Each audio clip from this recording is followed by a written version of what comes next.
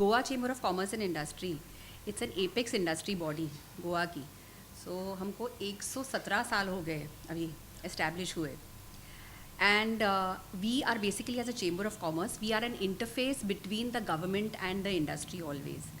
So what we would like is the best outcome for not only our members but also for Goa's economy as a whole, and that can happen when the industry and the government are both working in sync.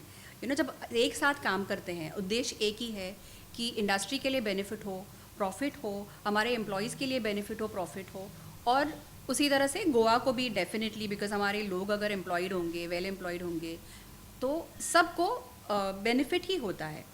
So Y Goa chamber? Because एक माध्यम है कि government से हम लोग dialogue कैसे कर सकते. तो इंडिविजुअली हर एक मेंबर तो गवर्नमेंट के साथ इंडिविजुअली बात नहीं कर सकता, इट्स नॉट पॉसिबल.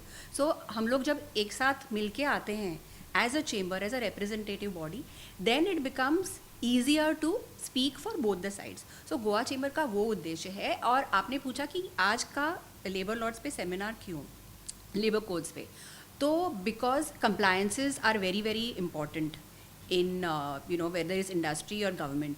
और जब कंप्लायंसेस होंगे तो the work smoothens for everybody.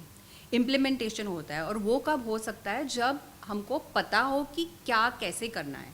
So chamber has 17 committees. One of the committees is the IRHR Learning and Development Committee. तो आपने अगर देखा है तो IRHR में learning and development भी इस्तेमाल किया है शब्द. That is for this precise reason कि हमें अंडरस्टैंड भी करना है नई चीज़ें क्या आती हैं, नए रूल्स लॉ जो भी होता है नया क्या होता है, और वो लर्न करके कैसे हम हमारे मेंबर्स को ग्रोथ उनकी कैसे एनहांस कर सकते हैं, और गवर्नमेंट को भी उससे असिस्ट कर सकते हैं to reach out to the industry.